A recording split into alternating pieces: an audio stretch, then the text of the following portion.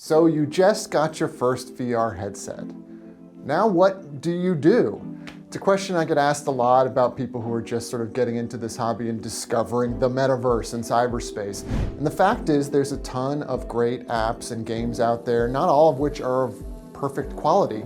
And the problem with a bad VR app is that's the one that makes you nauseous. That's what makes you want to throw up. So you don't want to try the bad ones and get a bad experience, then never come back to using these tools. So here's where I think you should start. This is the stuff that I recommend to friends and to people when they say, hey, I've got a headset, what do I do? The first thing you should do is pay attention to the actual tutorials that come with the devices. There are great VR tutorials for the Quest 2, for Meta's headset, it's called First Steps. If you have a Valve headset, there's a really good introductory experience called The Lab.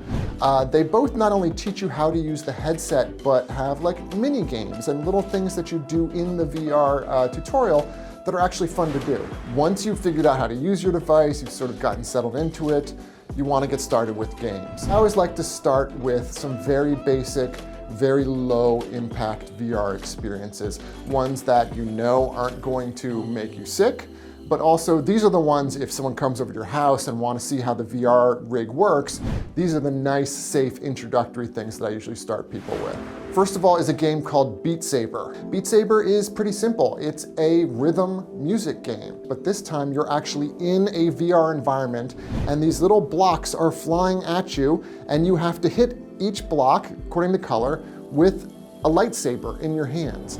The cool thing is that it's set to music, so you're keeping the beat with the music, but what's wonderful about it is it's completely accessible. Anybody, first time they've ever been in VR, they can understand, oh wow, these things are coming towards me, I'm gonna hit them with the sticks. It's also really cool that this game has gotten so popular, it's become a real medium for artists to release new music. There are some very prominent musicians, including Billie Eilish, who have released new songs, new albums as Beat Saber packs. And frankly, it's for a lot of VR people, it's where they're discovering new music is in Beat Saber. It's fun, it's accessible, it's easy, and it really shows people the capabilities of VR. It's good exercise too. Another good game to start with is Tetris Effect. Yes, this is a Tetris game. No, you are not one of the blocks. They're not falling on your head. It's interesting because it's actually very much like a traditional Tetris game. You have the VR headset and you're looking at a stationary Tetris game. The blocks are falling down in front of you and you're playing Tetris. But why it's great is because the creators of this game have actually made Tetris into an atmospheric, immersive experience. What happens is the world around you kind of changes and reacts as you're dropping your Tetris blocks. And we all know that Tetris is super addictive and you can really get zoned in on a Tetris game, but when you're locked into this Tetris-y world, it's a unique experience and you really become one with the Tetris. It's a nice, easy experience, it's not gonna make anybody sick, and it's also accessible to anybody because we all know how to play Tetris. So maybe you want to start digging into more complicated and more interesting video games after that, things with more of a story. Probably my favorite VR video game so far is called Moss. It's a little role-playing game where you are sort of the omniscient person in VR and you are helping an adorable little mouse get through an adventure world to save their home and their family. It's super cute.